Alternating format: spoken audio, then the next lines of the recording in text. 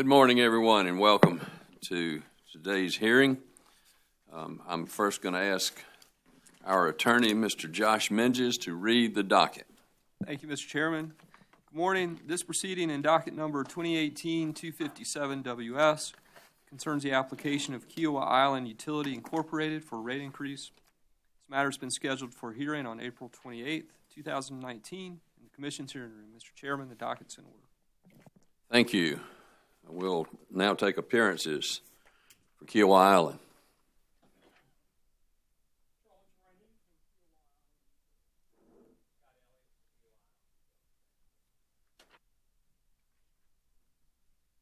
Officer Regulatory Staff.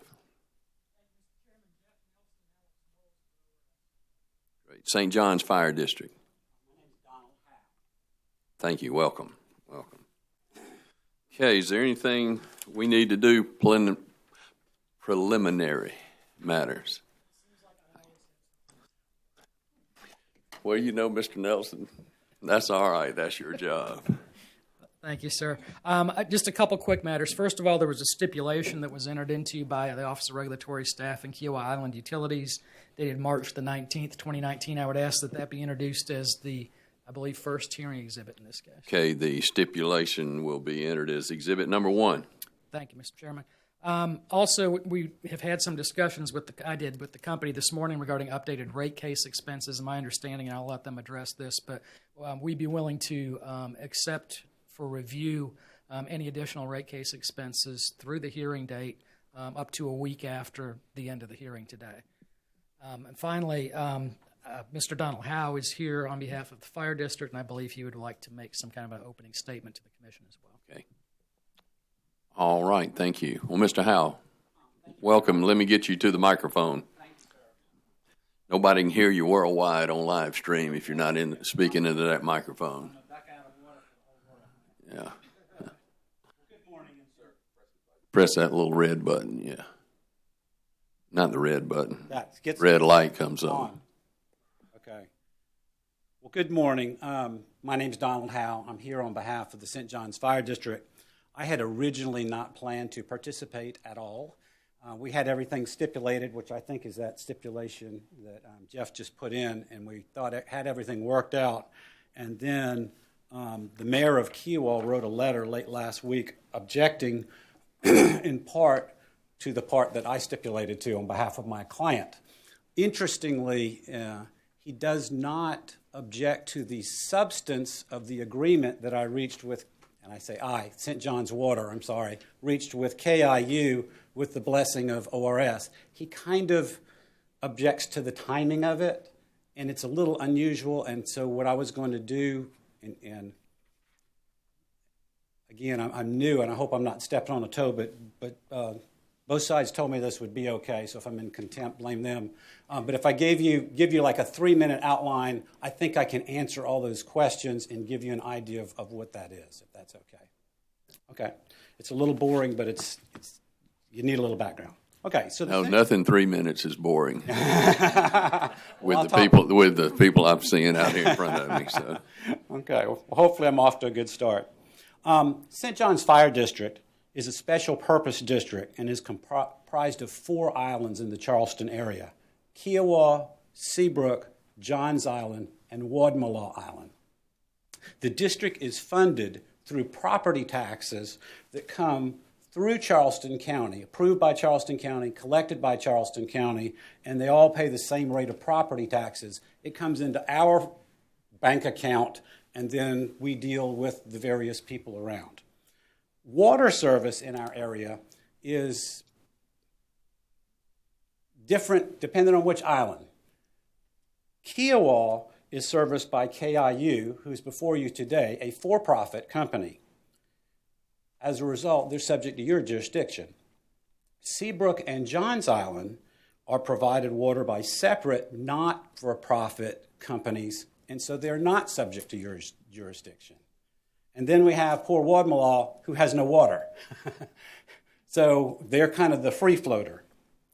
Each of the 3 water entities at this point has a billing system in which they bill us on a per hydrant per year basis. So we get a bill from KIU, says we have X number of hydrants, your rent is X dollars, pay us out of your general funds. We've been paying these fees for years because this practice started when Johns Island, there was no Kiawah, there was no Seabrook, and Wadmalaw never had any water. So it started when it was a very rural area, and it's an old practice that we think has now gotten out of date. That's what's brought us here. But the problem arises is that because we're paying out of general tax revenues, it ends up that Wadmalaw indirectly is sort of subsidizing the rental of fire hydrants on Kiawah and the rental of fire hydrants because they don't get any fire hydrant service, but they're putting money in to help pay that bill. And that's created an inequity, and that's why we intervened and why we challenged. Now, we've worked out something with KIU where what we propose to do in the stipulation is just let the Kiawah hydrant fees be paid in the base rate of the Kiawah ratepayers. That way the people who are getting the service are identical with the people that are paying the bill rather than having Wadmalaw chip in. And that's just the nature of where we are. Our agreement has been blessed by Office of Regulatory staff, and as I said, we thought we had everybody's agreement.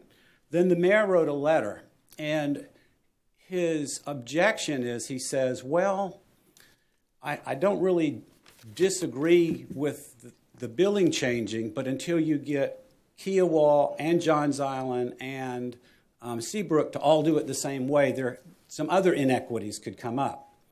And so this is why I wrote up to say, I appreciate his concerns, but what he wants is a hearing where I have all three people together, and I can't do that because the circuit court's going to have jurisdiction of the not-for-profit. You guys have jurisdiction of KIU. I would love to do it the way he suggests. It's just not available. So as a practical matter, what we did is we started with the experts, and you're a former judge, and if I get the wrong draw on a judge who happens to come through town on a rate case, it's not going to be a pretty sight. And I'm much better equipped to come up here to have people that are used to dealing with these kinds of problems. So as a practical matter, we started here where the procedure is cleaner, and the board the commission is a group that's used to hearing this kind of problem. Also, I wanted to let you know that we sort of have the mayor's back in that we have stopped paying hydrant rates to Seabrook and to Johns Island. We're just not paying them at all until we get that worked out either through agreement or through the circuit court. So he's worried about being put out on the limb going first, and we're taking care of that concern. I think that pretty much concludes my opening statement. I hope that gives you an idea of I'm not trying to get up here creating problems. I'm trying to work out a problem that's evolved over the years that's unfortunately required me to juggle two jurisdictions at one time. We are going to ask that you approve the stipulation that we entered into, and I'm here to assure you that we're going to do everything we can to address the same problem in the circuit court with the other two entities at the appropriate time. Thank you very much. Thank you, Mr. Howe. I know how it's like dealing with mayors. Okay. Let's, then we're ready to begin. I think Kiawah Island.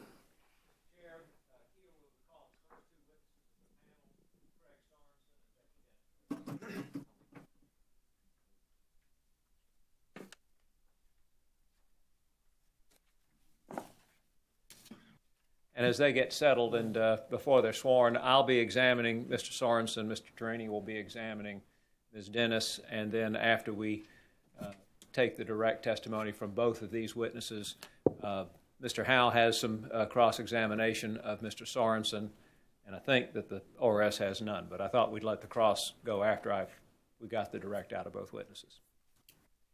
And now,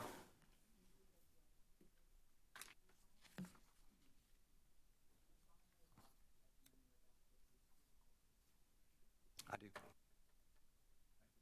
Mr. Sorensen, would you please state and spell your name for the record? My name is Craig Sorensen, Sorensen. Thank you, sir. And did you prepare or cause to be prepared 7 pages of direct testimony? I did.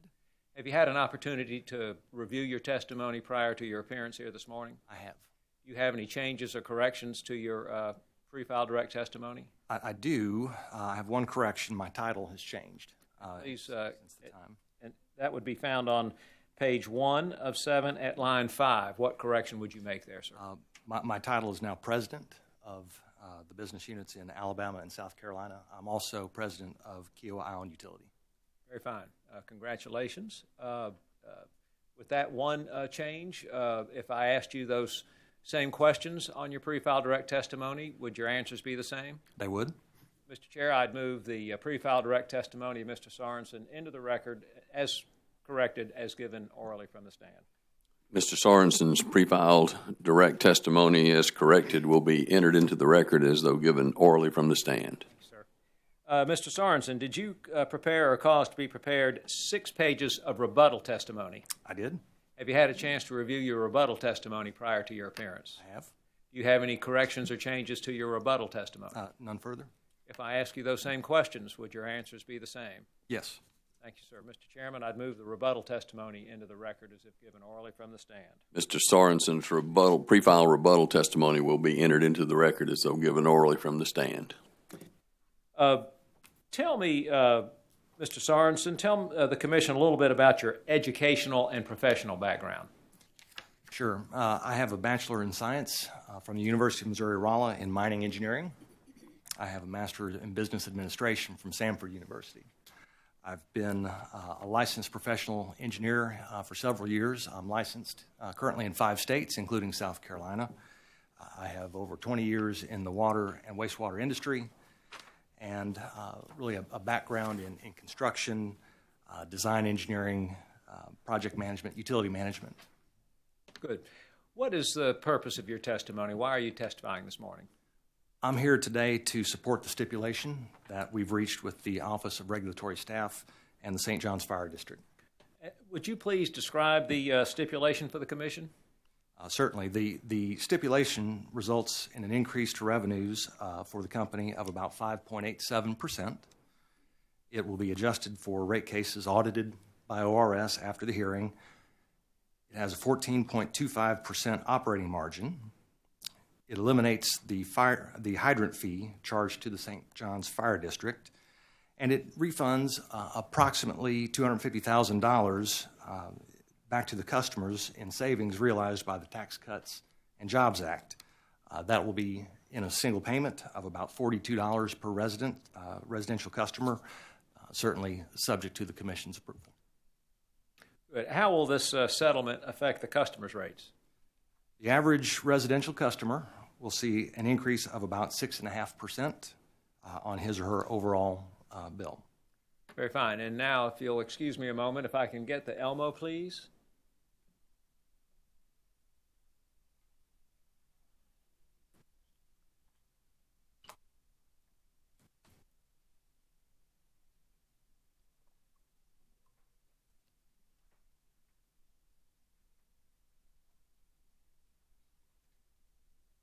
Now, Mr. Sorensen, I show you a table on the Elmo screen here and ask you what it purports to do, please. This is a comparison of current rates versus proposed rates. And you see how the fees move. There is currently a base fee for water and sewer, and you see that in the first column. And then the increase we propose to the base fee becomes the new base fee. The increase of the base fee is about $3.94 today. And then there's a usage fee as well. That usage fee is per 1,000 gallons, and you see the increase that we proposed there. The average residential customer bill then, which is really representative of a 5/8 inch meter and 11,000 gallons worth of consumption, becomes the column second from the right, and the increase is the final column. And on the water side, what is the increase to the typical customer using 11,000 gallons? The increase would be $5.25 for water. And on the sewer side, what is the typical increase to the sewer customer? That would be $2.20 for a total of $7.45. Thank you. Why is this rate increase needed? It's been some time since we came in, and the current rates are based on 2015 test year. Our expenses have increased since then. We've documented those expenses, and they've been reviewed by the ORS. We've agreed with the ORS adjustments and have no disputes today before the Commission. Very fine. Would you describe briefly the capital improvements the company's made since the last test year? Certainly. We've made several improvements and spent capital to make the utility more resilient and responsive.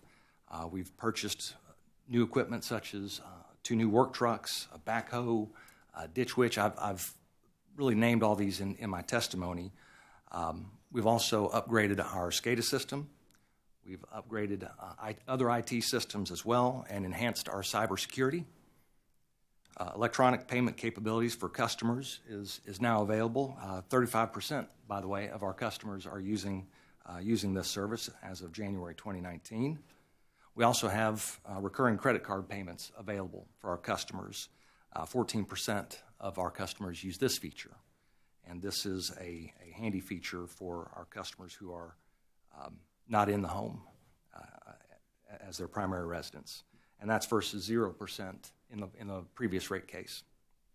One thing I would like to brag upon, if you'll allow me that, we have a 26% reduction in non-revenue water since the last filing as well. We were at 8.7% in 2015 for non-revenue water, and we finished last year at 6.4%. So I characterize that as going from great to excellent in terms of water loss. So we're very proud of that effort. And then certainly we obtained favorable debt financing for our customers as well.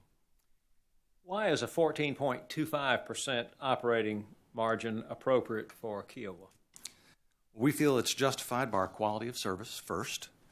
Kiawah Island, as you know, is a high-end resort community that demands and requires and receives high-end service from us. We can't and would not cut corners as we manage the utility. Also, the requested operating margin is consistent with other operating margins granted by the utilities before this commission in recent cases. For example, Moore Sewer received an operating margin of 14.99%. Palmetto received 15% operating margin, 16.96% for Palmetto wastewater reclamation, and 17.98% for Palmetto utilities. And certainly every case is unique, and factors may not apply equally across all cases, but it's a framework and a data point for the Commission to consider, I believe, and our record of superior operations stands against them, and in spite of that, we've only requested a 14.25% margin. Thank you. Explain briefly the treatment of the hydrant fees in the stipulation. In the stipulation, the hydrant fees that have been charged previously to the St. John's Fire District have been removed, and those costs will now be absorbed as an ordinary expense of the utility moving forward.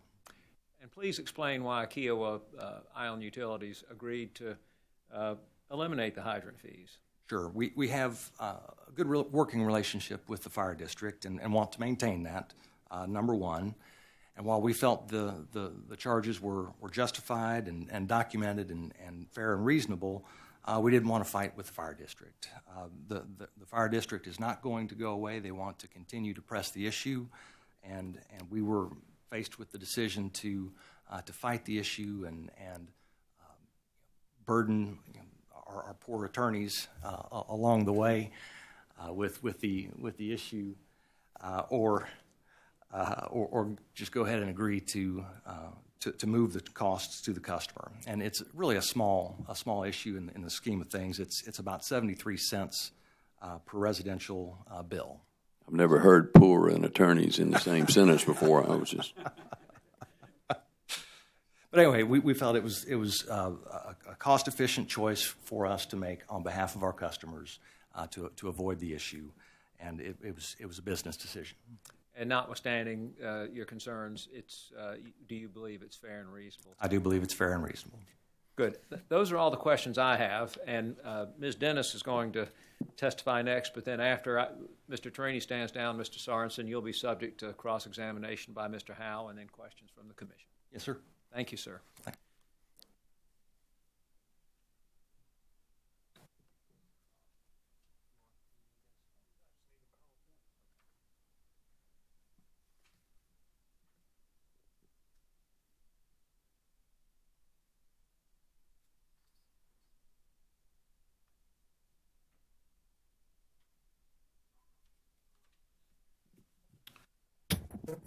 Good morning, Ms. Dennis. How are you? Very well, thank you. Make sure you get close to that microphone, Mr. Dennis. Yes, sir. It doesn't pick up very well. All right, thank you. There you go. We good there? Yep. Ms. Dennis, did you prepare or cause to be prepared 13 pages of direct testimony that were pre-filed in this docket? Yes, I did. Would you like to make any changes or corrections to that testimony? No, I would not. If I asked you the questions in the testimony today, would your answers be the same? Yes, sir, they would. Mr. Chairman, I would move to introduce the direct testimony of Becky Dennis as if given orally from the stand. Ms. Dennis, pre-filed direct testimony will be entered into the record as though given orally from the stand. Ms. Dennis, were 10 exhibits attached to your direct testimony labeled as BD1 through BD10? Yes, they were. Do you have any changes you wish to make to those exhibits? No, sir. Mr. Chairman, I would move to introduce the 10 exhibits attached to Ms. Dennis's testimony. Ms. Dennis's 10 exhibits will be entered as hearing exhibit number 2. Okay. And Ms. Dennis, did you prepare or cause to be prepared 6 pages of rebuttal testimony in this docket? Yes, sir, I did. Would you like to make any changes to that testimony? No, sir. If I were to ask you the questions in the testimony today, would your answers be the same? Yes, they would.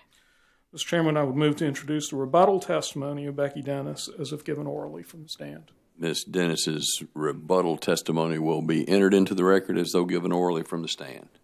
Was there one exhibit attached to your rebuttal testimony labeled as BDR1? Yes, there was. Do you have any changes you wish to make to that exhibit? No, sir. Mr. Chairman, I would move to introduce the rebuttal exhibit attached to Ms. Dennis's testimony. Ms. Dennis's rebuttal exhibit BDR1 will be entered as exhibit number 3. Ms. Dennis, please tell the Commission who you're employed by and what you do. I'm employed by Kiawah Island Utility, and I am the Director of Operations for the utility. Have you been employed in the wastewater industry for a while? Water and wastewater, yes. I started my career with Charleston Water in 1977, and I went to Kiawah in 1978, and I've been there ever since. And I still love my job, by the way. I started as a clerk, trainee, and progressed up through the ranks and became general manager, and then in 2016, when Southwest purchased the utility company, I became the Director of Operations. Please tell the Commission a little bit about your educational background and any licenses professional licenses you might have. Sure. The state of South Carolina is, the operations are licensed through LLR, and I'm proud to say that I hold an A-level license, which is the highest level of operation certification issued by the state in both water treatment, wastewater treatment, water distribution and a voluntary certification in wastewater collection. And I've received an associate's degree in business management from Ashworth College.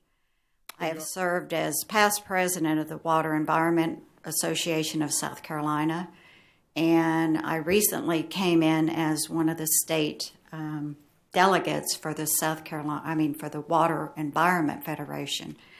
And the Water Environment Federation is the largest water association in the world.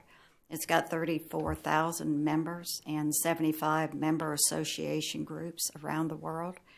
And it is a group that works with water professionals to enhance expertise and to encourage and increase awareness of the value of water. What are your duties in your job with Kiawah? My duties include a lot of different areas, including oversight of all of the water and wastewater operations, regulatory compliance, customer service, budgetary monitoring and approval, repairs and maintenance, capital projects, and support services. Tell us about Kiawah's water system. Currently, we have a little over 4,100 customers in the water side, and we purchase all of our water from St. John's Water Company. It is a pass-through from Charleston Water, so it's their product, but it's our supplier is St. John's Water Company. How do you get water onto the island? We have 2 supply lines coming onto the island. The most recent one was a part of our last rate case. It was a second feed to the island. The original line that came onto the island was built in 1978, and it had a lot of issues. Even since the new line came into service, we've had 5 breaks on that original line. So if we had not had the secondary feed coming onto the island, we would have really been in our customers may have experienced some restrictions in water use. So we're very grateful. It's been a long time coming, and we're very grateful to have the second feed to the island. It's been a tremendous asset to the island. How about the wastewater side? The wastewater side, we have about a little less than 3,500 sewer customers. We have an on-site wastewater treatment facility. It is rated at 1.7 million gallons per day. We have 53 sewage pump stations, and these pump stations, as you can imagine, Kiawah is very flat, so it takes a lot of pumping power to get the waste from the 10-mile-long island back to the treatment plant. And we have a gravity collection system. We have force mains, our treated effluent. All of our effluent goes to the golf courses. It's a blended product of effluent, potable, and well water. But we have a separate series of effluent transfer lines that are on the island. And the wastewater treatment facility is located at our main facility at Sora Rail next to the office. So we're in a compound area that we're able to oversee everything. I want to show the commission that area. Could we have the PowerPoint on, please? I'm not sure. I need the PowerPoint. There we go. So, Becky, is that your plant? Yes, it is. And if I put my little pointer, can you see it? Yes. Is that your office? Yes. So you look out the window at your treatment plant. Yes. Actually, if you put your arrow on the front side of that building, my office does literally look over the waste treatment plant. Becky's on top of things. That's the office, isn't it? Yes, it is, sir. And these are your lagoons, your treatment cells, Yes. you call them? Yes, that's correct. And I just want to be straight on this. You're on the island, right? Yes, sir. And not far from houses, Correct. right? Correct. high-end houses. Is that right? I'm sorry, I'm taking us the wrong way here, but so that if something goes wrong, you know about it. Absolutely. Okay. Have you made any improvements? Craig touched on this, but can you tell us a little bit about improvements to your system since the last case? Of course. Recently, we painted our water storage tanks. We do that periodically. They had not been painted in several years, and we believe that's a great improvement over how they looked prior to the painting. We actually finished restoration on the waterline construction on the sites on Kiawah, and I think the next slide may show that. So tell us what those pictures are. Sure, of course. The left side, of course, is during construction of the water line. That was where the water line came on to Kiawah Island. And as you know, Kiawah Island is very environmentally sensitive, and everything that's done on there has to reinforce and enhance the environmental impact. The right side, the right is after restoration. You can see that the marsh was restored and everything has come back to its natural beauty. Tell us about your customer service operations. Our customer service operations, we have 15 staff on the island, and we provide excellent customer service. In fact, we go far beyond what a normal utility would do as far as many of our customers are non-resident. Therefore, we are an extra set of eyes for them. And when we find anything that's abnormal, like a high usage or running meter whenever we read meters, we go the extra mile to help them try to determine what that might have been. And we also, work with them. We do irrigation flow tests because a lot of the high usages stem from irrigation timers that may have gotten stuck, or their landscaper may have increased the run times on their irrigation system. So we offer free of charge. We work with them and work with their landscaper to try to determine what is actually going onto the ground through their irrigation system. Something goes wrong at midnight on Kiawah. What happens? You have somebody. Yes, thank you. We have staff on island 24 hours, 7 days a week, and we do that so that they can provide prompt response in the event of emergency. If there's a broken line, they're on it within 10 minutes, and they're taking corrective action where they can, or they call a crew in. So having them on island, they're the first, their first response is very prompt, and if a customer has an issue, they're able to respond to that immediately. Have you had any customer complaints to the ORS since the last case? We had one that was, aside from the fire department, we had one, and it was related to high usage, and we were able to resolve that with the customer. Great. Any complaints before this commission since the last case? No. Mr. Sorensen talked about the fire hydrants. You offered some information about the fire hydrant fee, how it came to be. Can you tell us about that? Yes, thank you. We applied in 1984 to the commission and for a rate for it was a mechanism for charging for firefighting services on the island, and we presented the same basic format that is in the exhibit, actually, that we used to justify the procedures and the requirements that were necessary to upkeep the hydrants. And you meant I'm sorry to interrupt you, but you mentioned an exhibit. Is that exhibit BD10? Yes, I believe it is. Yes, sir. Compile the cost of maintaining a hydrant? Yes. Okay. And at that time, in 1984, the charge that we requested, and it was approved by this commission, was $75. So since, 1984, we've been charging this with no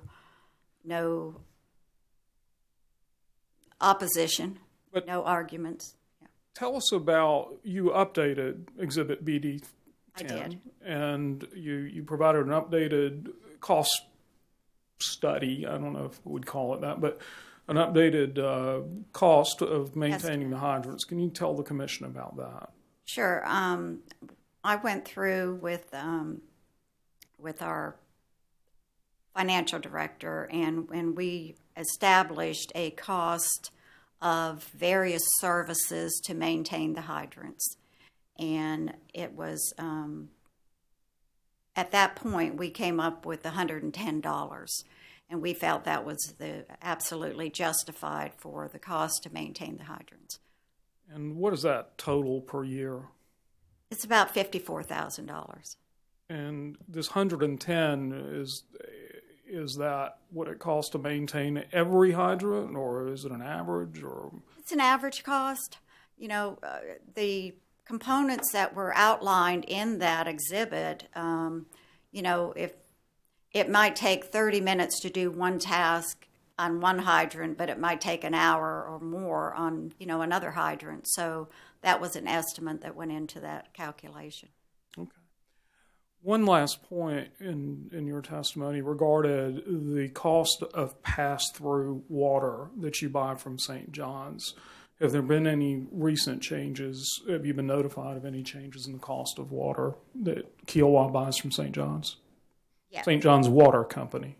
Yes. In November 21st of 2018, the St. John's Water Company notified Kiawah Island Utility of an upcoming increase that would take effect on March 1st. And that increase represented 11 cents, which was 3.5% increase. Now, does Kiawah have a pass-through tariff? Yes, we do. It's the commission has allowed in the tariff, the commission allows the utility company to recover that pass-through as long as we give a 30-day notice to the customer. Now, it's March 28th today, so is Kiawah being billed at this increased rate? On the April billing, it will be for the March usage. Yes, it will be. Have you given your customers the 30-day notice of the pass-through? No, we have not. We made the decision that because we were in the middle of a rate case, that we would defer that to help avoid confusion on throwing that into the mix. Will you do that at some future date? Will you give that notice? Yes, we hope to be able to do it with or following this order. Now, the cost of that water that you're paying in between now and whenever this order comes out, you said you were deferring it. Is that an expense that will be borne by the customers or by the shareholders? No, the shareholders will bear that expense.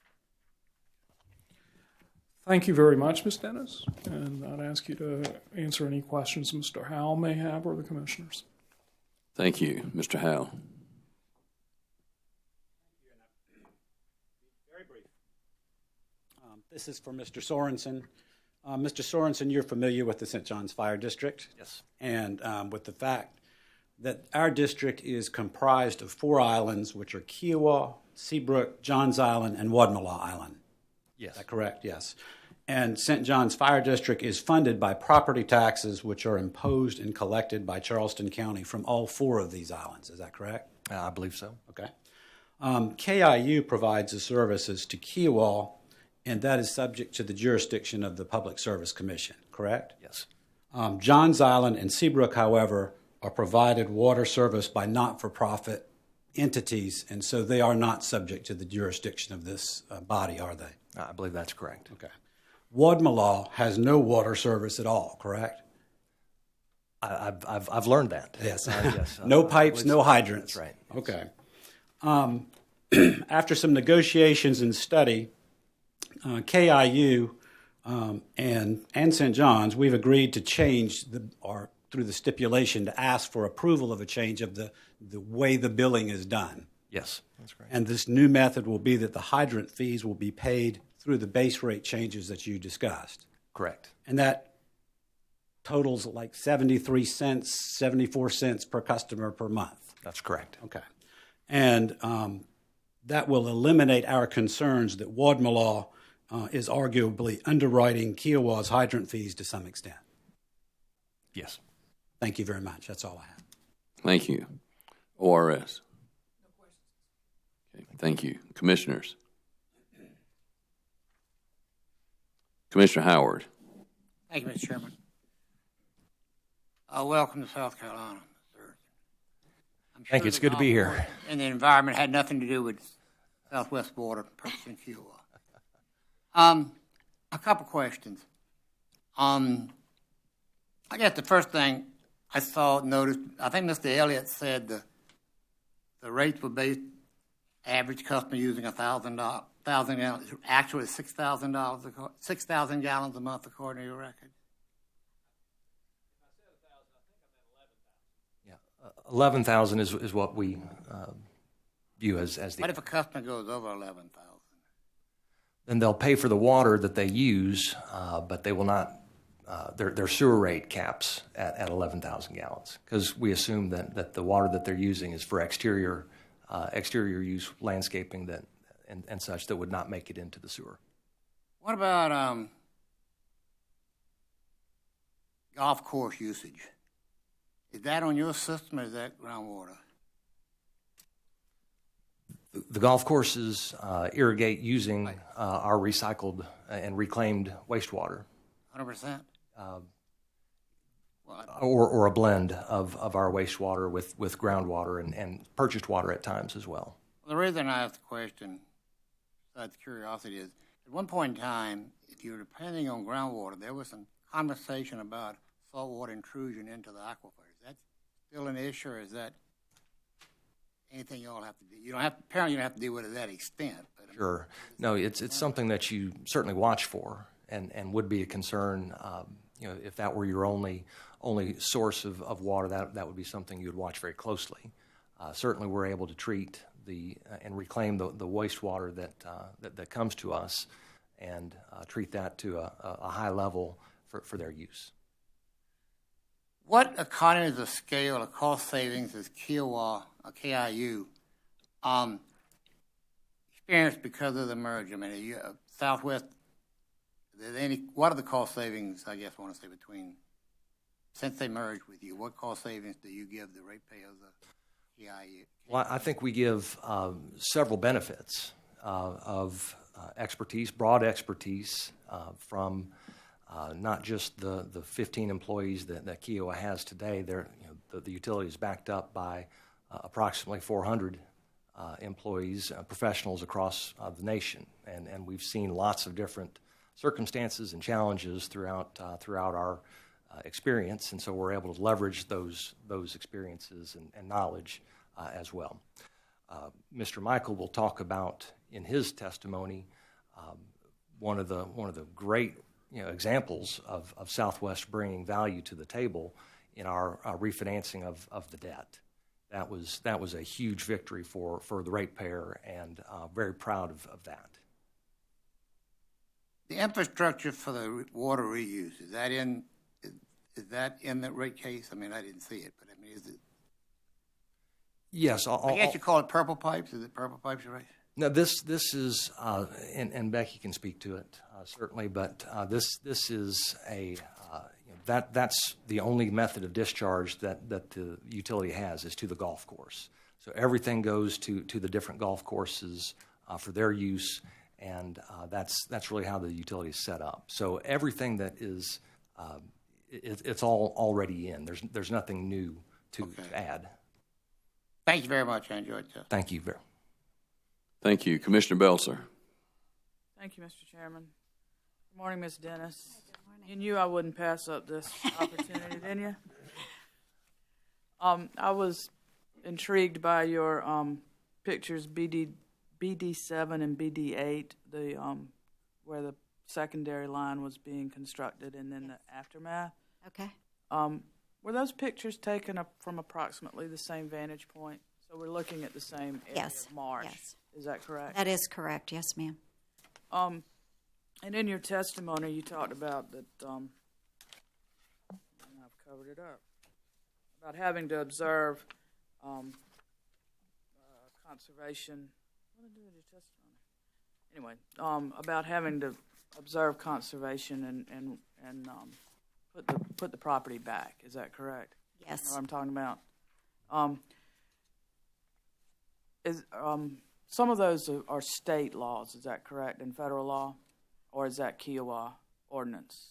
Actually, the marsh restoration is I think it's federal, but I know it's definitely state law, but it may be federal. I don't. And has anyone, has that site had to be monitored or examined and signed off on by some, either DHEC or some other federal or state agency? Yes, and it was signed off on, and I'm trying to think, it was the Office of Postal OCRM or Okay.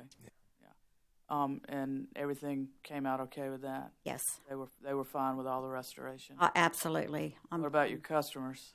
Yes, they actually prior to the restoration there and at the plant site, which it went into the Down Island pump station, and we had a tremendous restoration project that went on there as far as tree planting and then painting the tank to have it blend into the natural look of the area was also. I imagine you might hear from your customers before you might hear from officials. Is that Oh, absolutely. Yes.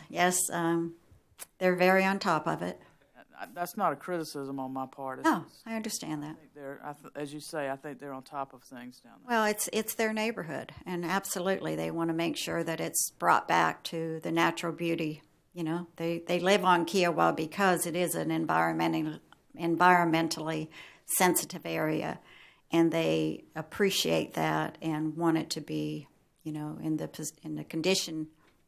And Kiawah KIU is equally sensitive to all of these regulations and laws on Oh, absolutely, yes. environmental issues. Is that correct? Yes, ma'am. Yes, absolutely. Thank you very much. It's good to see you. Thank you. You too, as well. Thank you. Commissioner Hamilton. Thank you, Mr. Chairman. Mr. Sorensen, congratulations on your new position. Thank you. I'm sure you got burdened with some other burdens that go with it. That's how it works. Yes. I understand. Ms. Dennis, how often does St. John's Water Company have a pass-through? St. John's, actually, it originates with Charleston CPW. And as they pass through to the wholesale customers, they pass it on to their customers. And we had an increase a year ago, actually, in March in 2018, and that was approximately 4% increase from Charleston, which is passed through St. John's. There was a year or two that they did not, but most generally it's annual. It's an annual increase. Ms. Dennis, I believe since the last time we saw you, you've had a promotion too, haven't you? I've had Director of Operations, yes. Well, I remember you from past cases, and your dedication certainly shows through your testimony. Thank you very much, brother. Thank you, sir. Thank you very much. Thank you. Commissioner Williams. Thank you, Mr. Chairman. Mr. Sorensen. Good morning. Again, welcome to South Carolina. Thank you. Ms. Dennis, good morning. A couple of questions for you, Mr. Sorensen. On pages 6 and 7 of your pre-filed direct testimony, you discuss replacing old meters with smart meters. What functionality do the smart meters have? So the new smart meters, and again, we're very early in our study of this, but we would envision that the new smart meters would have real-time consumption visibility, so that, for example, customers would be able to see how much usage they've had really at any time convenient to them, as well as remote shut-off capabilities, perhaps. So, when a customer wanted to leave town for a vacation or evacuate for a hurricane or something like that, there would not be some mad scramble to have the utility come out and help them shut their water meter off, because sometimes we'll get into a circumstance where the request comes too late and there are too many to really effectively assist those customers at that late hour. So I think that's something that we envision as being really favorable for the customer. Okay. How much does the investment in smart meters affect the current rate? There's been no investment so far in smart meters. That's just something we're considering. Looking ahead, what are the things that we, where do we try to take the utility? Where do we try and improve it further than we have so far? And that's just one area I think that our customers have requested and would see benefits. So that's something that we're evaluating from a customer service perspective. We're considering other investments as well that would make the water utility in specifics be more resilient also. So those are the kind of things that we're looking at, but we have not spent any dollars to date on, and they are not in this case. Okay. Do you have like a timeline for when you plan to, or if in your current investigation, is there a proposed timeline for when smart meters will be rolled out, if at all? Well, we're looking at different technologies right now, and I think once we decide on the functionality and the fit within our system and make really those technical decisions and have those conversations, we'll certainly want to engage with the ORS. We've let them know of this intent, obviously, and not just through testimony, but through conversation and in meetings as well. So we'll circle with them and make sure that they see things the same way we do, and that it is a benefit, and that we're replacing meters appropriately and not inappropriately, and we'll walk through all that with the ORS as well. So I think if I were to look into my crystal ball, I would say that maybe within a year and a half, 2 years, maybe we'll be to a point to invest, perhaps. Okay. This is my last question, Mr. Sorensen. Yes.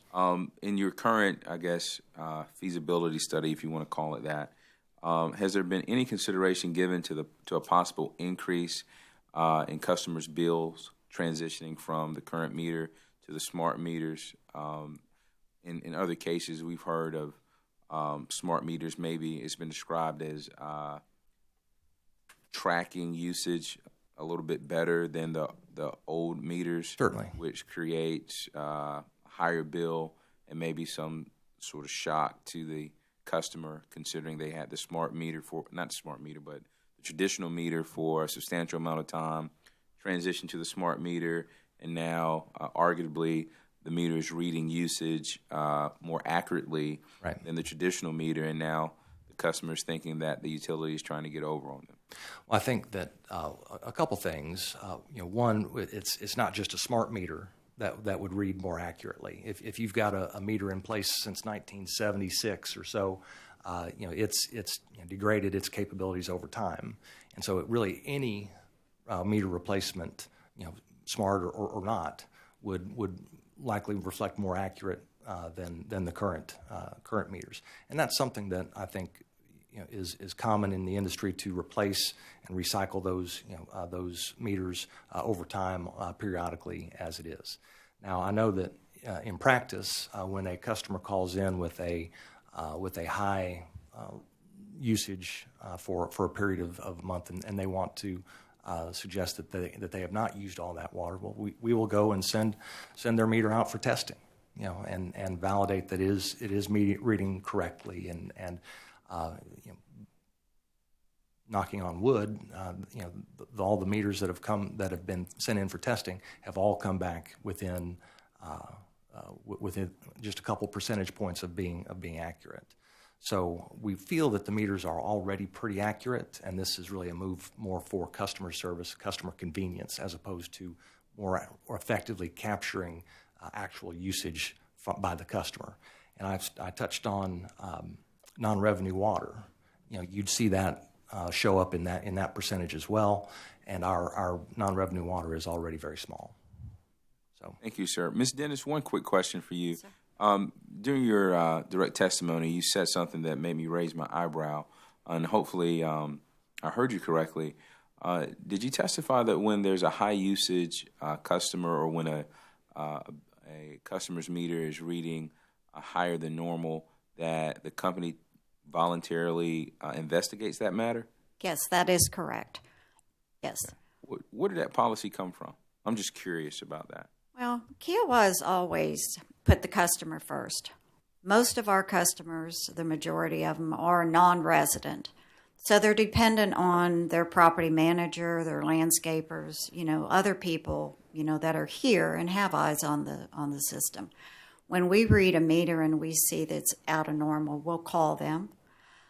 We don't automatically shut it off because we don't know what components they might have in their home that is water dependent, and we don't want to create any failures in like a heating system or some other dependent, mechanism. So we call them, we try to make contact with them. Sometimes they will have their property manager or their landscape company meet with us or, follow up with us and try to investigate. To us, it's easier if we can get someone on site to really identify what it is, other than them saying just turn it off. If it was a hung up float valve in their toilet, if you turn the water off, in most cases that flapper is going to go down. So when the property manager comes, when they investigate, everything's going to potentially be back to normal. So, yeah, we do take that very seriously, and we go the extra mile with our customers to ensure that they are paying for what was used. Since we purchase all of our water, there is a cost to that. So, we try to be their eyes. Thank you, ma'am. Commissioner Irvin. Thank you, Mr. Chairman. Ms. Dennis, how are you this morning? Fine, thank you, sir. It's been mentioned that a secondary pipeline was put in place to provide service even when the original line developed leaks, I believe on page 5 of pre-filed testimony. What has KIU done to mitigate the leaks? The leaks on the original line? Yes, ma'am.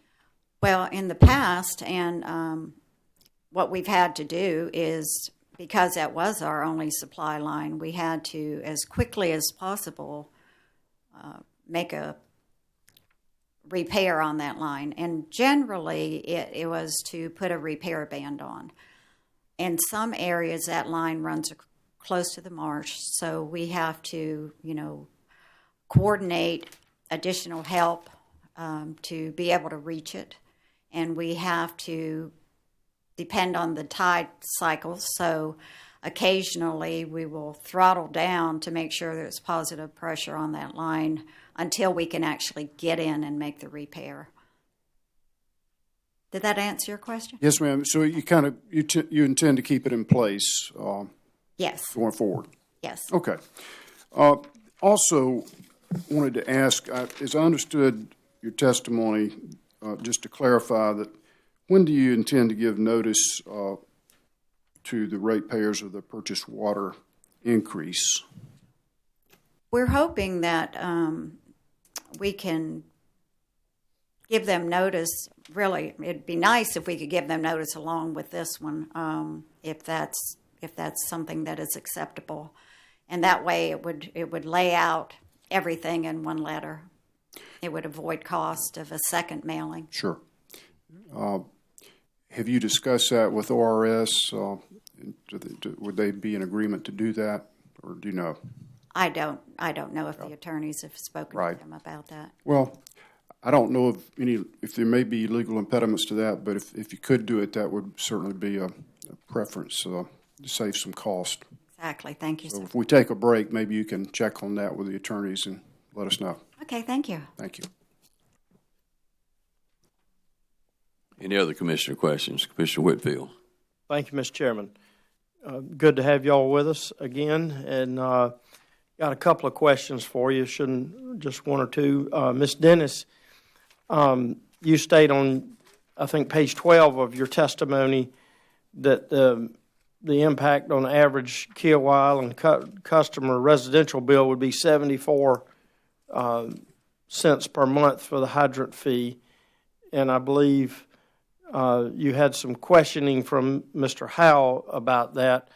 Does that amount allow Kiawah Island Utility to fully recover the cost of the hydrants, of maintaining the hydrants?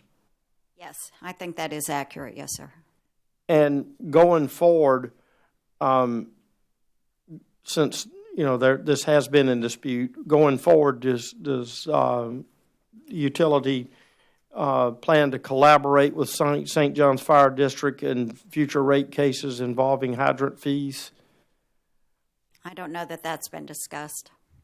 About any collaboration going forward? Because, I mean, he laid out the differences with the other service areas that are not under our jurisdiction, so you haven't had any discussions about going forward in potential future rate cases? I haven't directly had any communication with him. Okay. On future rate cases. Thank you, ma'am. Just to follow up a little bit on the 3.5% increase, I think this set to the pass through, the set to take effect April 1st. I think one or both of you have said that,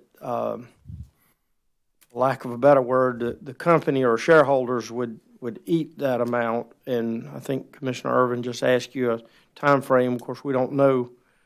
You haven't said exactly, but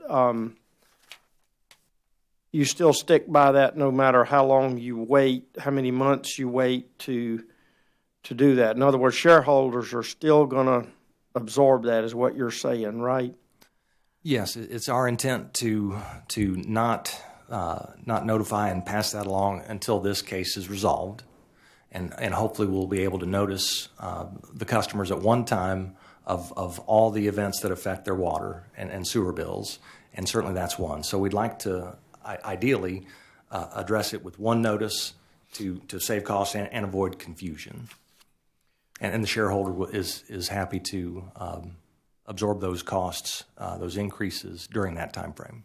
That was my question. So in your mind, or in the company's mind, y'all are prepared, if you will, to absorb whatever time frame, however much money that ends up being. Correct. And last year, one of you mentioned a pass-through that you were, I think you, Ms. Dennis, may have said you were a little delayed on recovering that. Is that right? Or in other words, it didn't happen seamlessly or simultaneously? Yes, sometimes we don't get notification until after the fact, or right when it's going into effect. So therefore, we have a delay because we have a 30-day notice that we advance notice to our customers. So, so you were just looking at, you were just 30 days then. Is that what you're saying? Your delay? I'm trying to remember. It may have been longer than that because of us not getting notified in ahead of time. So Charleston is selling it to St. John's, who's in turn selling it to you. So there's potentially another lag there. Correct. And there has been in the past. I see. And lastly, I do remember the last case and you in the discussion of that secondary pipeline. And I guess I'm glad to hear that what you said in your testimony a little earlier, how beneficial, as you stated clearly, that has been, because I do remember your testimony before as to how big of a deal you said that was, and I'm glad to hear that it is serving the people well. It is, and we're very grateful to have it. Well, thank you. That's all I have, Mr. Chairman. Thank you. Commissioner Howard, you have other questions? I just forgot to turn my light off. Commissioner Hamilton, same thing. Just want to make sure. Just wanted to say, you had talked about your improvement on your water loss, and I know Commissioner Howard and I here, we're both on NARUC Water Committee, and we hear that all over the country. So I want to compliment you on that. Thank you very much. That's what everybody in the country is working on. So if everybody had that same report, we'd be in a whole lot better shape with these water systems all over the United States. And you said you hadn't had any complaints to us or to ORS? Have you had any violations since the last rate case, DHEC or from any other organization? We did have an NOV on our wastewater side for a BOD and a fecal, and they were anomalies, but unfortunately what was reported is what went into the file, and there was no action taken, no fines, no corrective action that was required. It was, the letter of explanation was accepted, and it just went on. Okay, when did that happen? When was that? That was last year. Ballpark, last year. Okay. All right, thank you. Any other questions, Commissioners? Mr. Chairman, I noticed on page 4 of the pre-file testimony, Ms. Dennis, that KIU requests the use of imputed 50-50 capital structure. I wonder if you or could tell us, if you know, what the capital structure is of Southwest Water Company. That's going to be, I believe that's going to be addressed with Mr. All right, Michael. Thank you. Thank you. Any redirect? Thank you. Okay. I want to thank you both for your testimony, and you may step down. Well, wait a minute. Mr. Chairman, did I not ask you? Could you keep them on the stand and give us a short break? And I think Mr. Sorensen or Ms. Dennis could answer Commissioner Irvin's question. Okay. We'll keep you on the stand, and we're going to take a short break anyway. So, Thank you.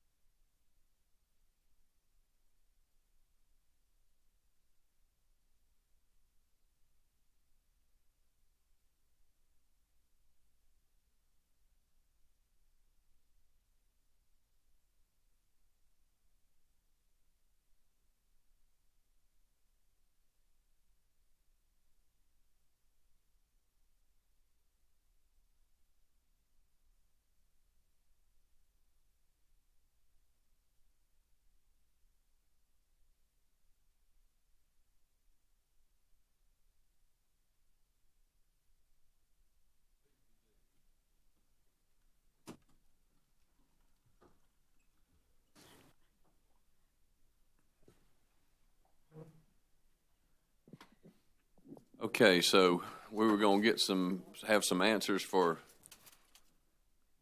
somebody's questions. Who's going to lead off? The question was asked whether ORS would support us notifying the customer in one letter pertaining to the pass-through as well as this increase. And we have conferred with them, and they agreed that that would be a good practice. That would be acceptable to them. Excellent. Okay, great. Any was that, or is there another? Mr. Nelson? Okay. All right, so we're ready to let you folks step down and be excused from the stand. Thank you. Appreciate your time. Thank you. We'll call the next panel.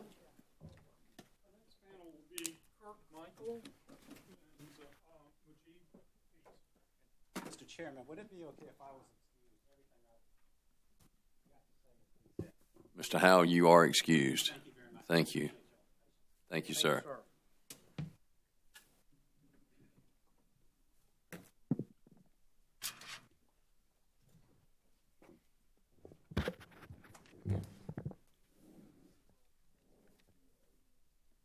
Oh, sorry. I do.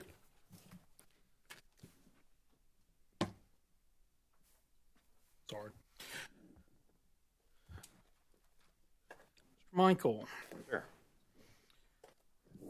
Did you prepare or cause to be prepared 6 pages of direct testimony that was pre-filed in this docket? Yes, sir, I did. And would you like to make any changes or corrections to that testimony? No, sir. If I were to ask you the questions in the pre-filed testimony today, would your answers be the same if given from the stand? Yes, sir. Mr. Chairman, I would move to introduce the direct testimony of Kirk Michael as if given orally from the stand. Mr. Michael's direct pre-filed testimony will be entered into the record as though given orally from the stand. Mr. Michael, please tell the Commission who you work for and what you do. Sure. I'm the Chief Financial Officer for Southwest Water Company and Treasurer, and I'm also the Chief Financial Officer and Treasurer for Kiawah Island Utility. And in your capacity as Chief Financial Officer for these companies, what are your responsibilities?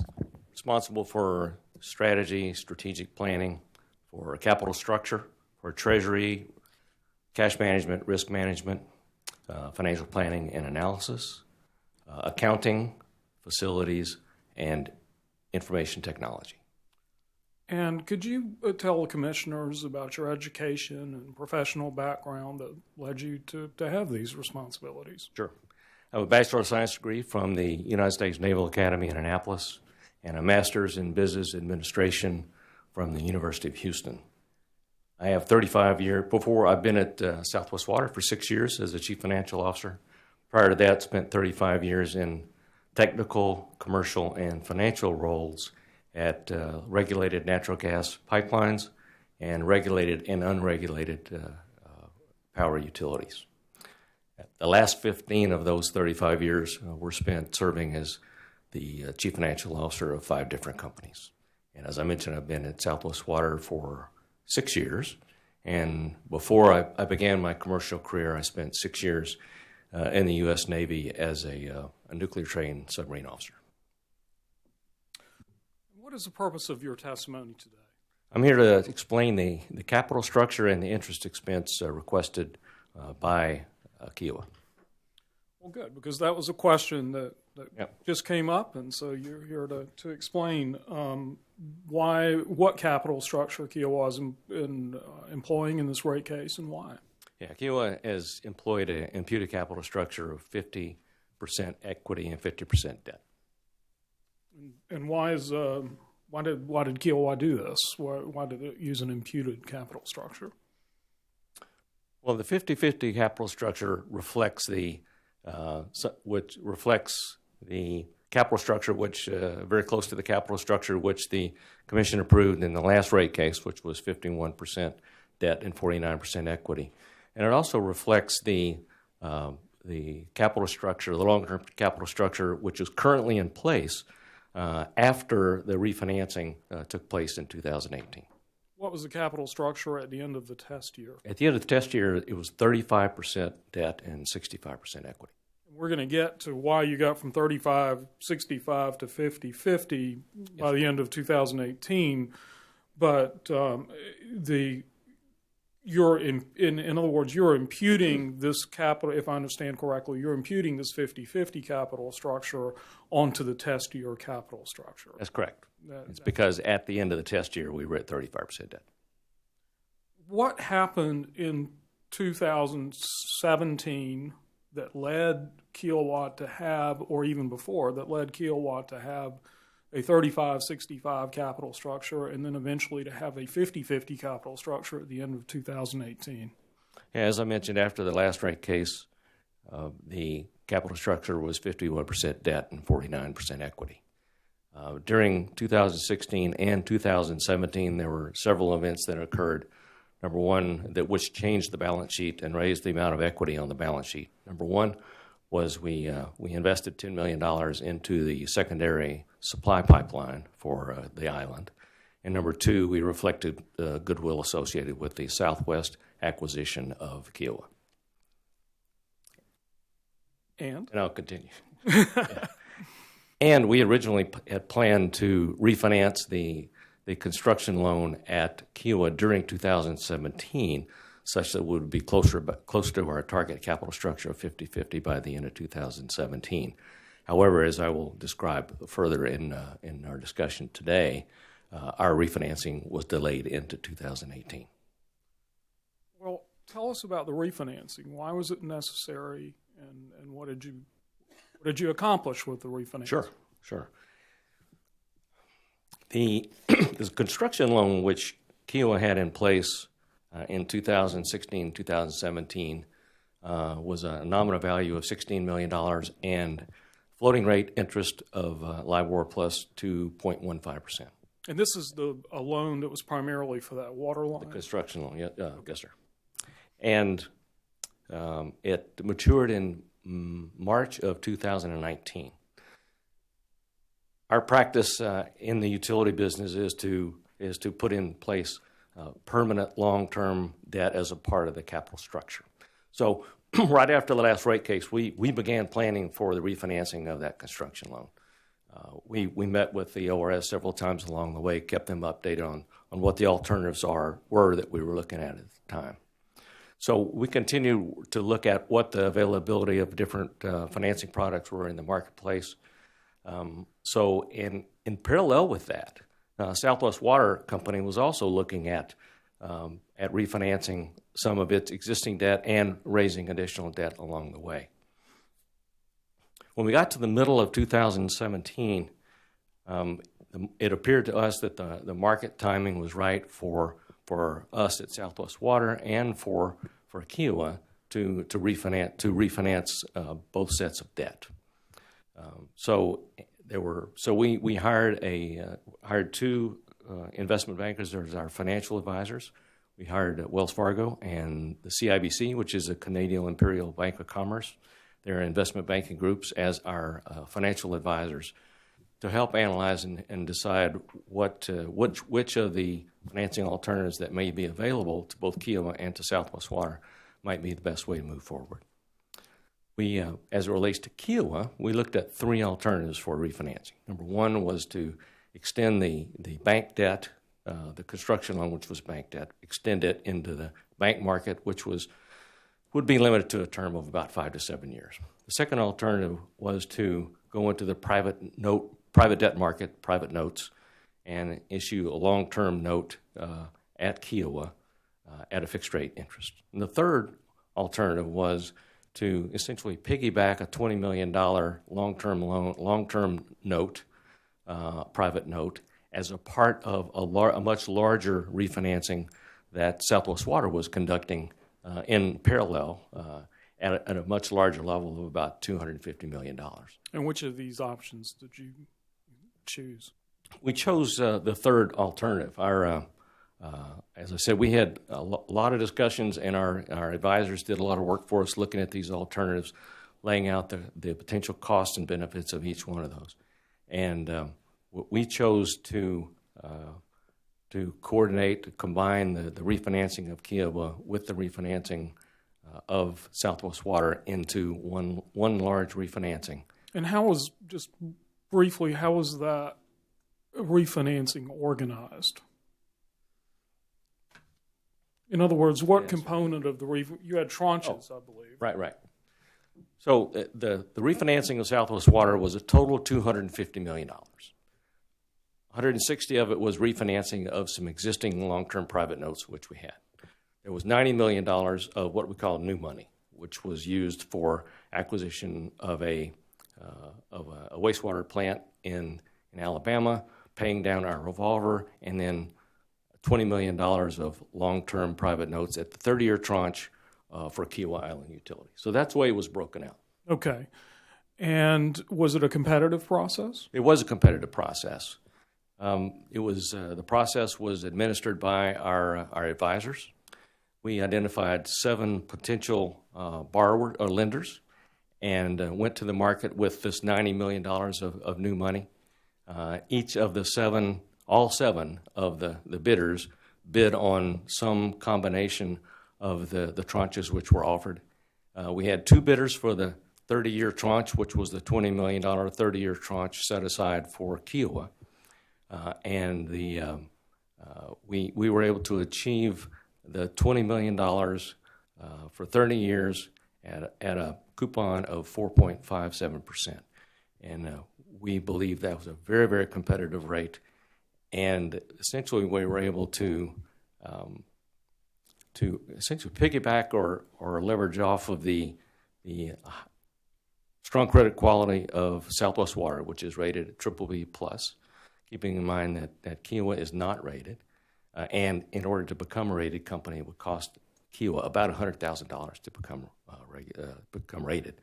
So essentially what we were able to do is piggyback on the credit quality of Southwest Water and avoid $100,000 a year of expense for Kiawah, which translates to about 0.5% or 50 basis points. And if Kiawah hadn't done anything, you had a floater, and I think the interest rate was in the 2s in the last case. What if you just stayed on the floating line of credit for that $10 million? Where would we be now? Well, as I mentioned, at the end of the 2015 rate, the last rate case, the floating rate, the LIBOR rate, if you will, back then was about 0.5% or 0.75%.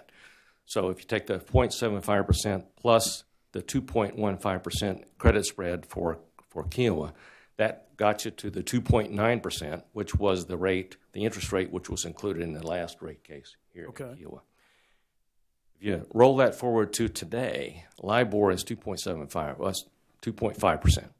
So the 2.5% LIBOR plus the 2.15% spread would have put the floating rate at 5.65%, which is higher than the long-term fixed rate that we were able to achieve for a 30-year period. So you got a 30-year fix that's lower than your floater. That's right.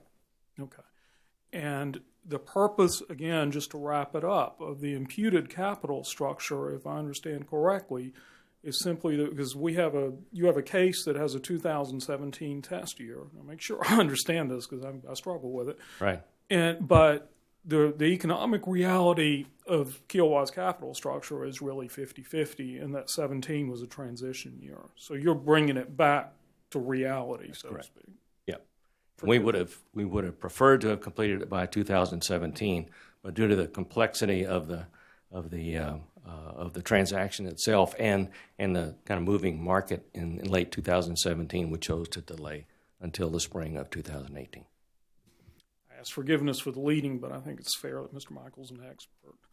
So that concludes our questioning, Mr. Chairman.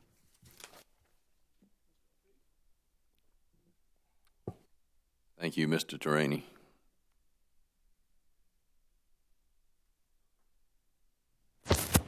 Mr. Chairman. Yes, sir.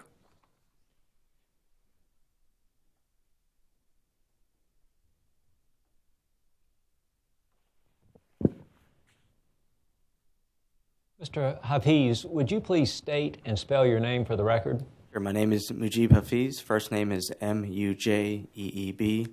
Last name Haeez. Thank you very much. Did you cause to be prepared 8 pages of direct testimony that was pre-filed in this docket? Yes, sir, I did. Have you had a chance to reread and review your testimony prior to your appearance this morning? Yes, I have. Do you have any changes or corrections to your pre-filed testimony? I do not. If I asked you those same questions today, would your answers be the same? Yes. Mr. Chairman, I'd move the pre-filed testimony into the record as if given orally from the stand. Mr. Hafiz, pre-filed direct testimony will be entered into the record as though given orally from the stand. Thank you, sir.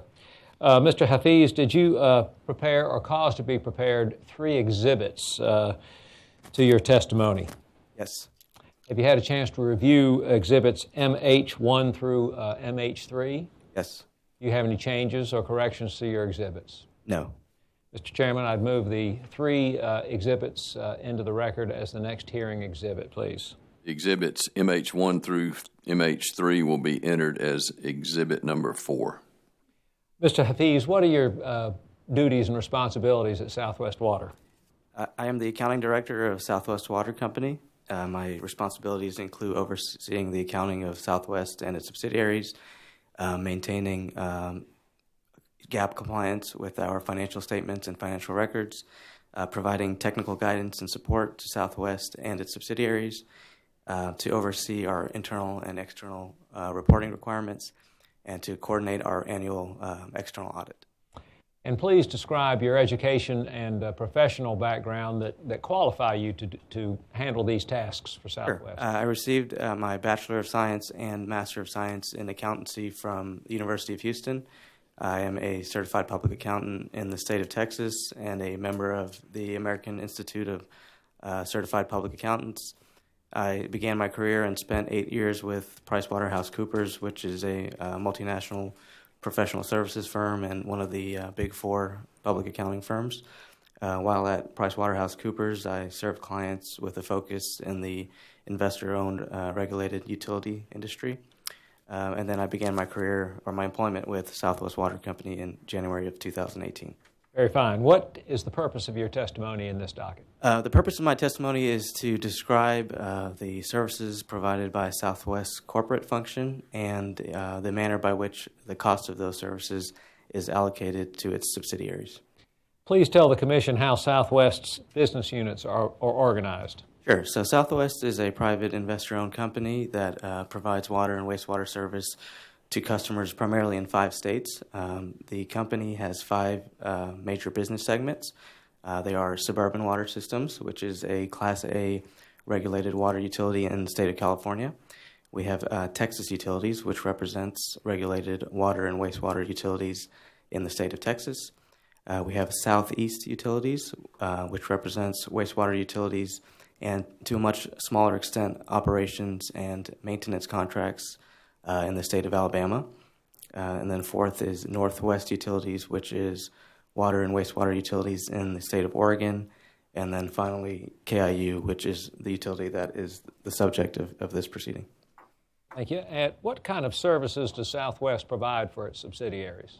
So Southwest corporate services can generally be described in 5 functions, and these services are performed at a central corporate level in a manner that is certainly more efficient and effective than could be provided individually by its subsidiaries. And so those 5 functions are executive, finance, human resources, legal, and information technology.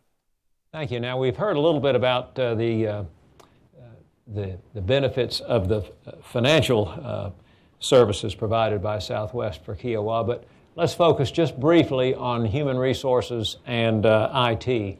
Would you just briefly describe the benefits to Kiawah from the corporate functions? Sure. So first and foremost, the human resource service provided by Southwest allows KIU employees the capacity to focus on their core responsibilities of providing water and sewer operations.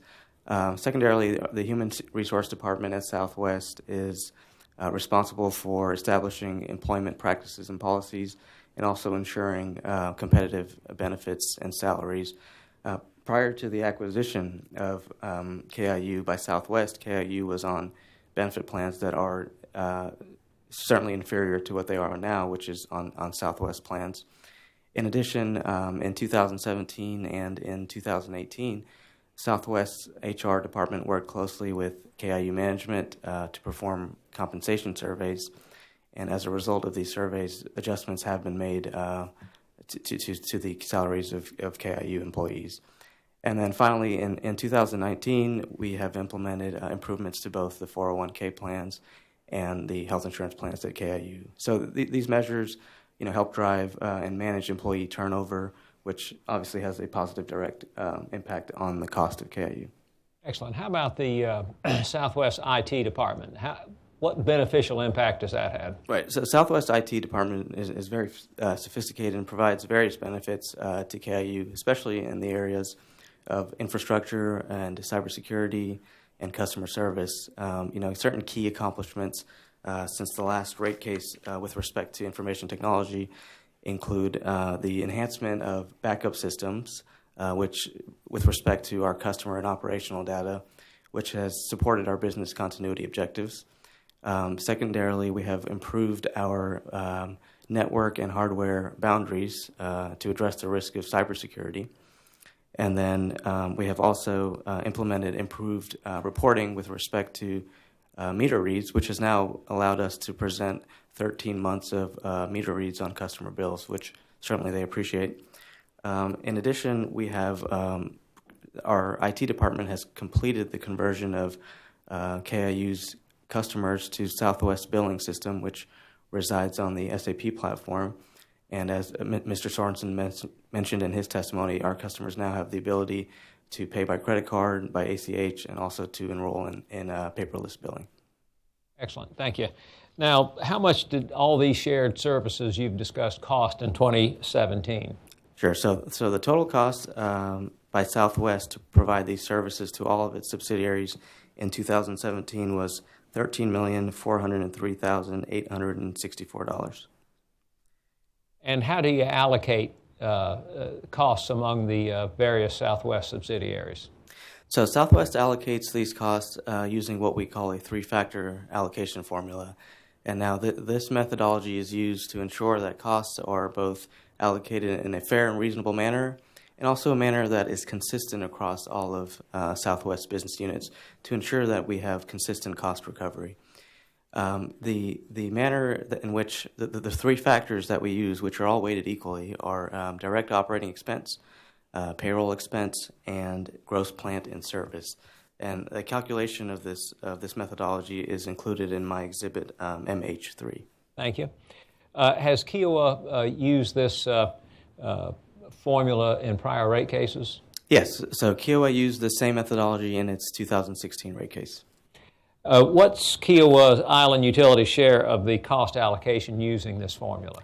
Right. So if you take the total pool of costs, which we mentioned was approximately $13.4 million, and the product of that and the allocation percentage as determined by the three-factor allocation formula, KIU's cost allocation for the services provided by Southwest is approximately $697,000.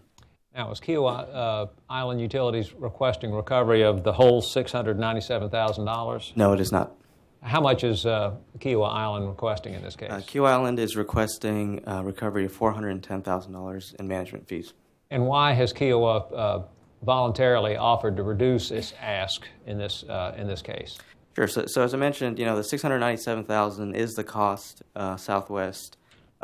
borne by Southwest to provide these services to KIU based on a reasonable methodology. However, in order to minimize the impact on our customers in this proceeding, we have limited our requested management fee to $410,000. And do you think that limiting it to $410,000 is fair, just, and reasonable? I do. Good. Thank you. Answer any questions, please, council may have of the commissioners. Thank you, Mr. Elliott. Mr. Nelson. Thank you. Commissioners. Commissioner Belser. Good morning.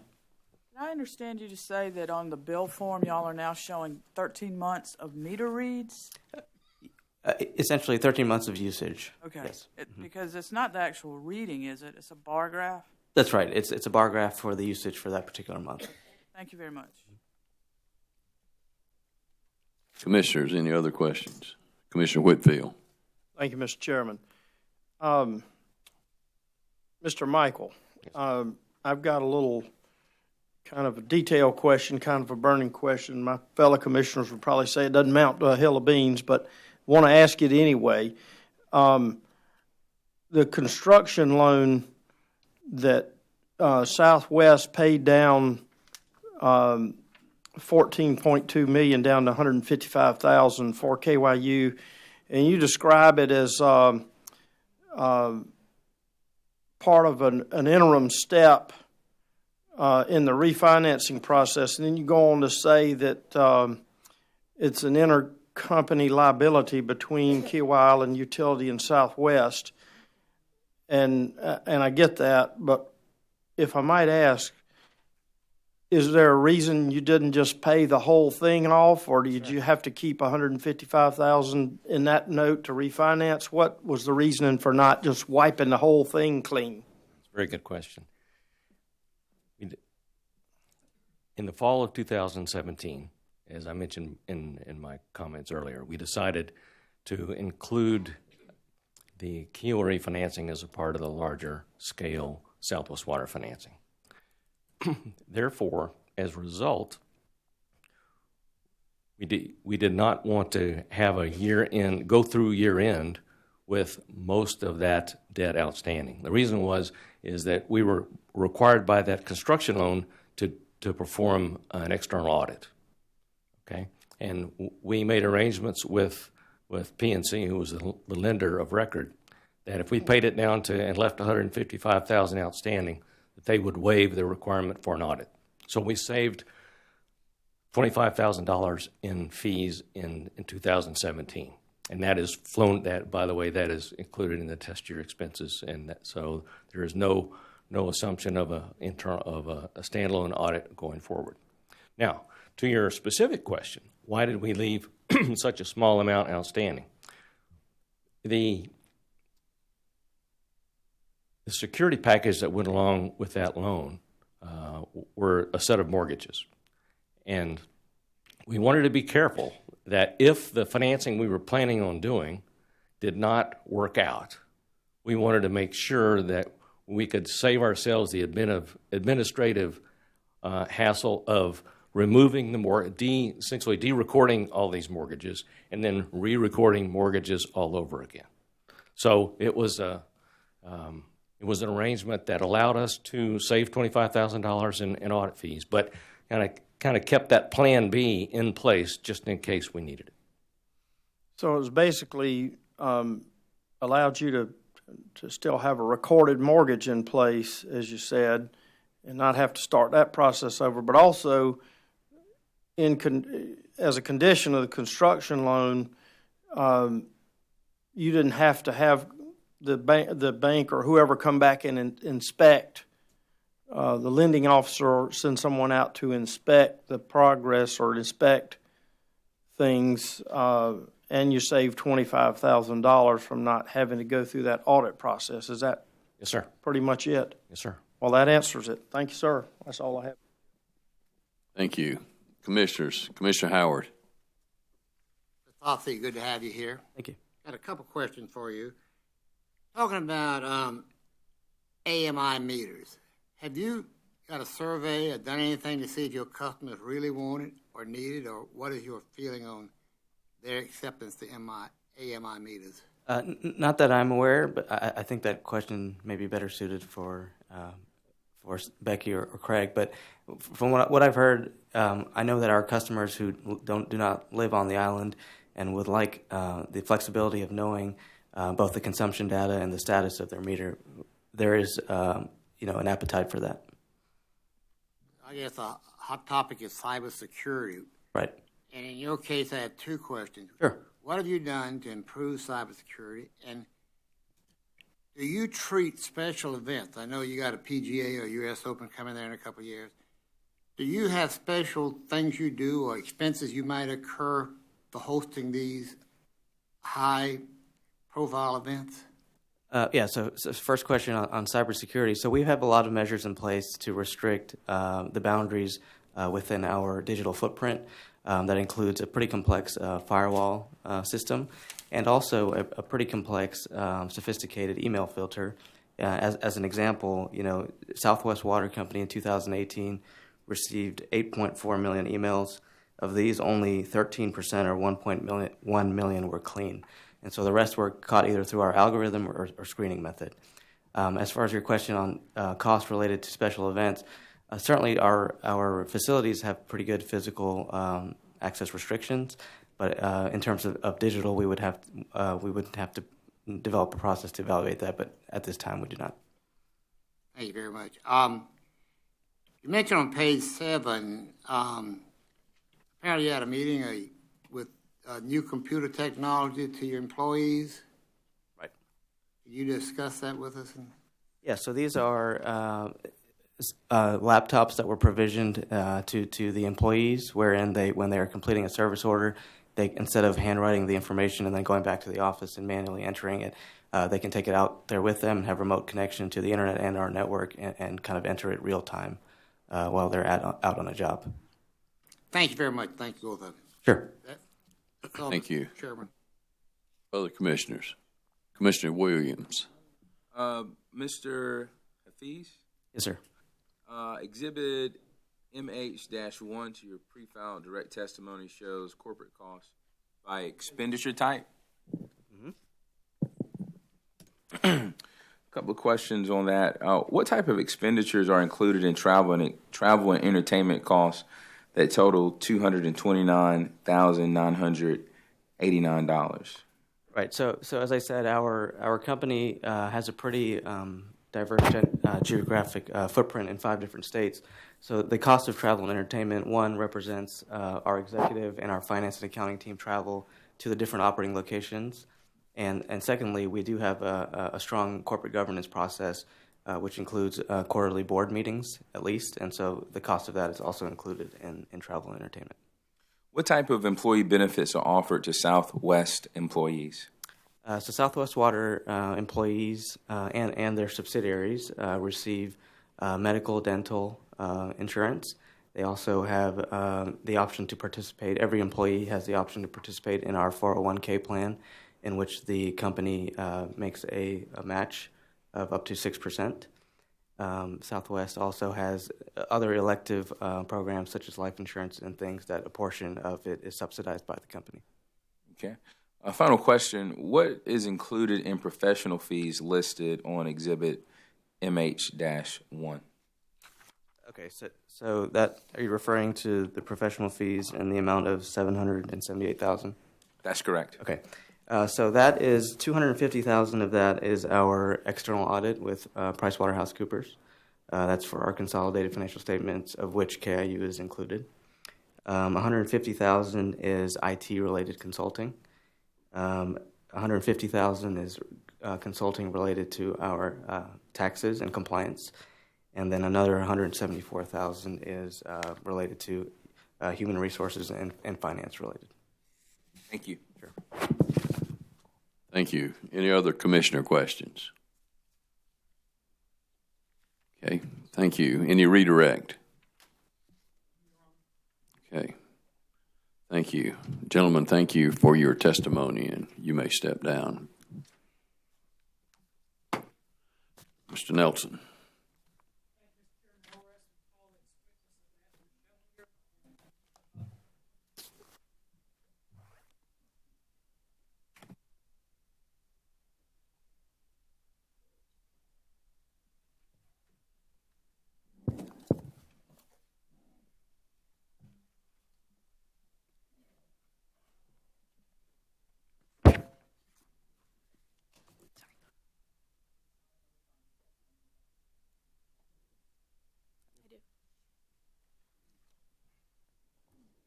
Butler, since you're closest to me, I'm going to start with you. Can you please give your full name and occupation for the commission?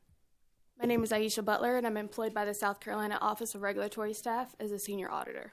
And are you the same Aisha Butler who pre-filed 15 pages of direct testimony in this docket on February the 14th? Yes, I am. Do you have any changes, edits, or corrections to your pre-filed direct testimony? I do not.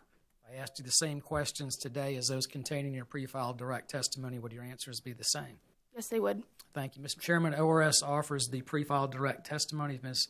Aisha Butler into the record as if given orally from the stand. Ms. Butler's pre-filed direct testimony will be entered into the record as though given orally from the stand. Thank you, Mr. Chairman. Ms. Butler, did you also file several attachments to your direct testimony as exhibits marked as ALB 1 through ALB 9? Yes, I did. Do you have any changes, edits, or corrections to those exhibits? I do not. Mr. Chairman, ORS asks that the exhibits ALB 1 through ALB 9 attached to Ms. Butler's pre-filed direct testimony be entered in the record as the next composite hearing exhibit. Ms. Butler's exhibits ALB 1 through ALB 9 will be entered as hearing exhibit number 5. Thank you, Mr. Chairman. Ms. Butler, did you prepare a summary of your direct testimony? Yes, I did. Can you please present it for the Commission? Sure.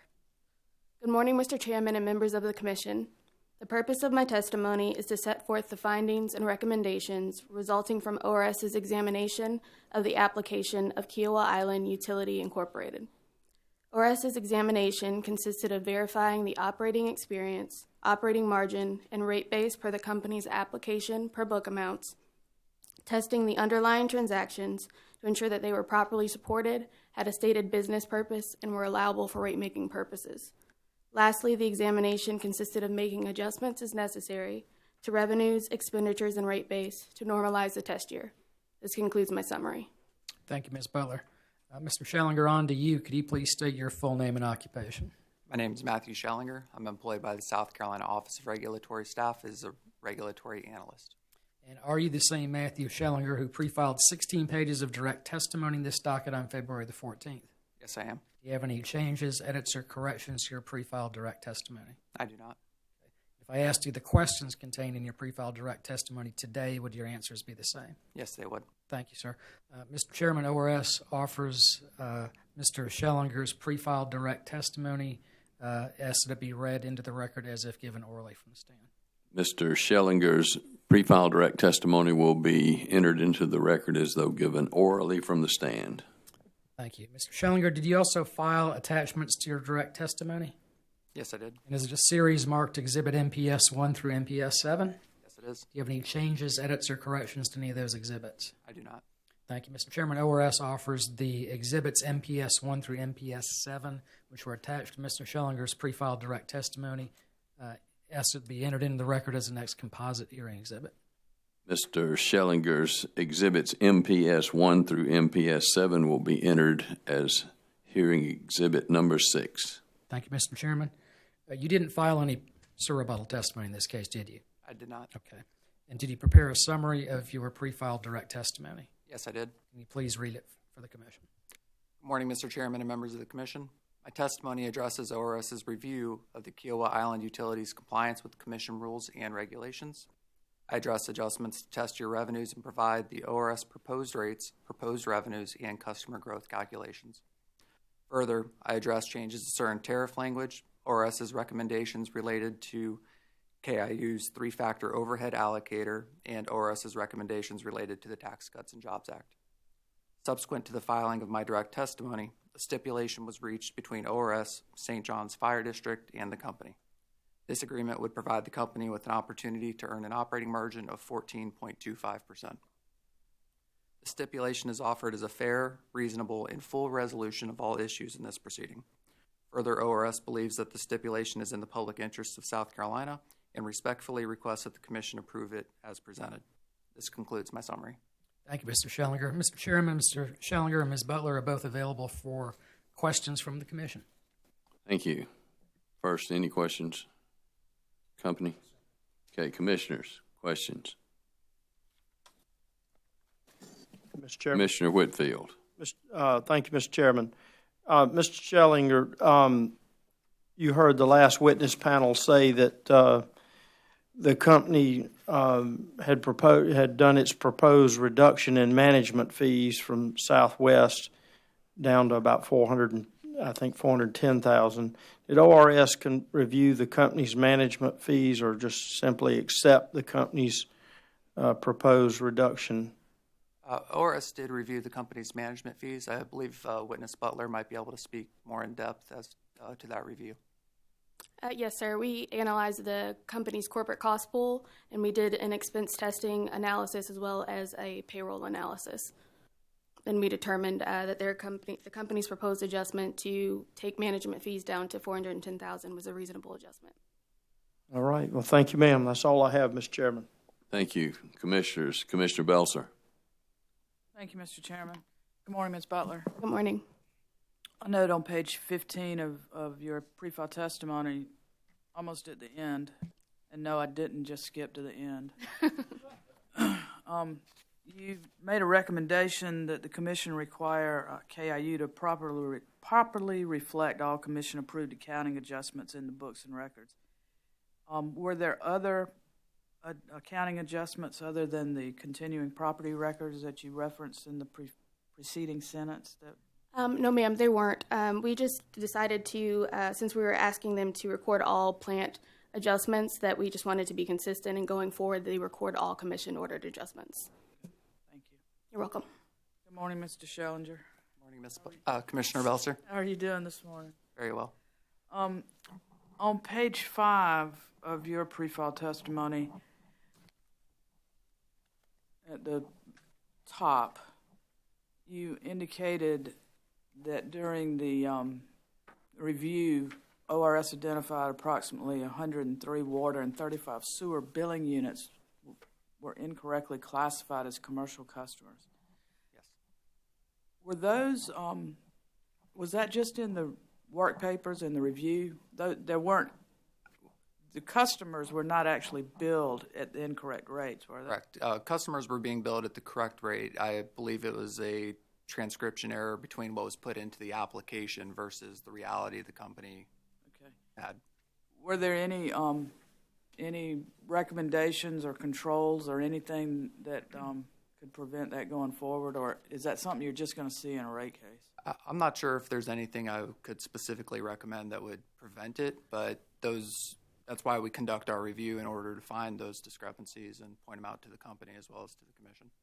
But again, no customers were incorrectly billed. Is that correct? That's correct. Okay, thank you.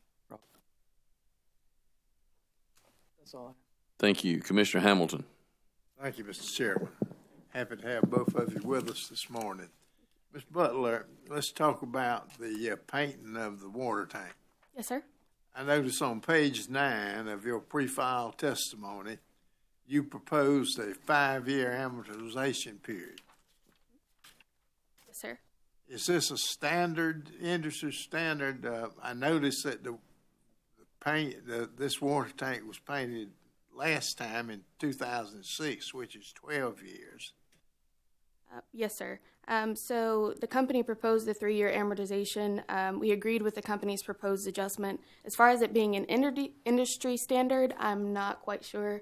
I'm not sure if Mr. Schellinger would have any. I could speak a little more on it. First, the company, I believe, proposed a 5-year amortization period for the tank paintings. My understanding is there's not an industry standard for the length of time it's going to take between those tank paintings. I also would acknowledge that Kiawah is near the ocean. They've got salt water, salt wind. There's going to be circumstances that will require more frequent tank painting, I believe, than maybe utility in the upstate, for instance. So, while it may have been 12 years since that last tank painting, I believe the company witnesses also acknowledged that those tanks were maybe desperately in need of painting by the time they got around to doing it. Okay, thank you very much. Thank you, Mr. Chair. Thank you. Commissioners, any other questions? I think Mr.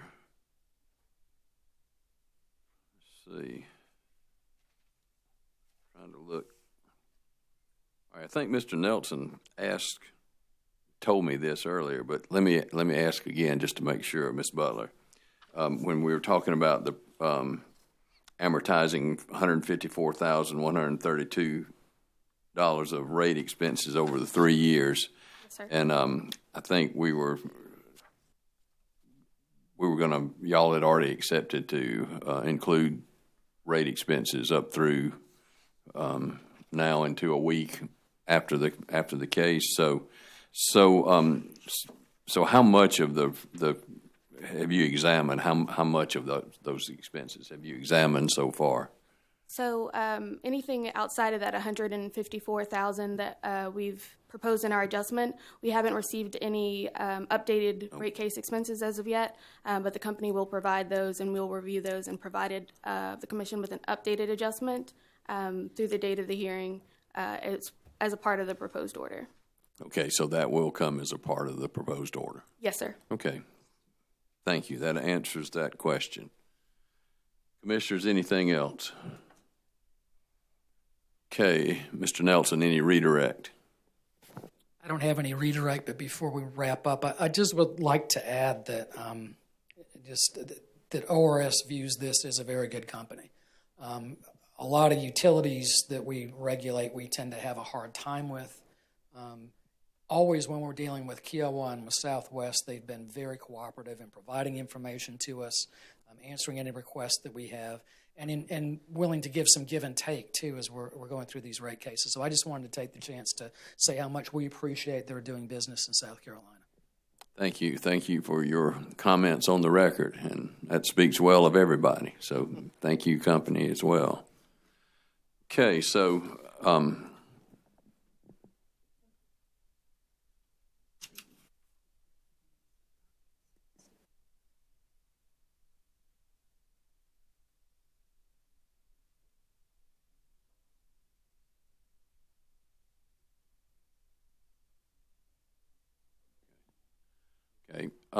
we've got to need to enter Mr. Burkett's stipulated testimony and exhibit. So,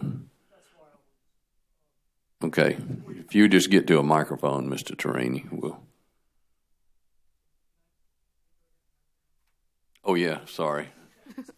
One of my real flaws is running these things is I forget about you people. I think you have such a good time at the middle table. You may be excused. Thank you for your testimony. He was shocked. There are not too many thank yous around here.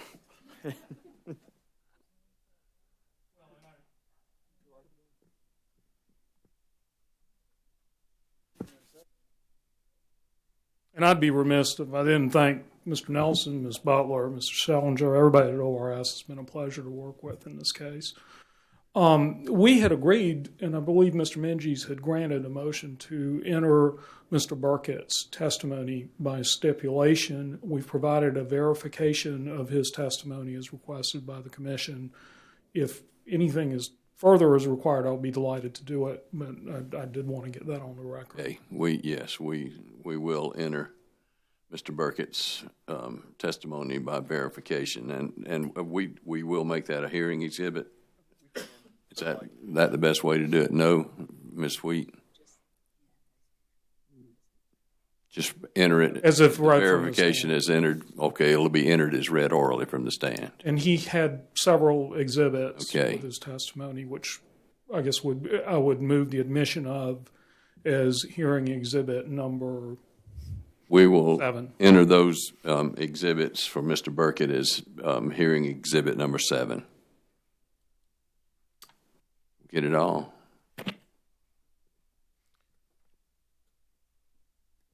Thank you, Mr. Chairman. Okay, so I think what we have left is proposed orders, and I think all the parties have talked about this with April 11th. Is that suitable for everyone? Okay. All right. Once again, thank you all for your testimony and for being here, and we are adjourned.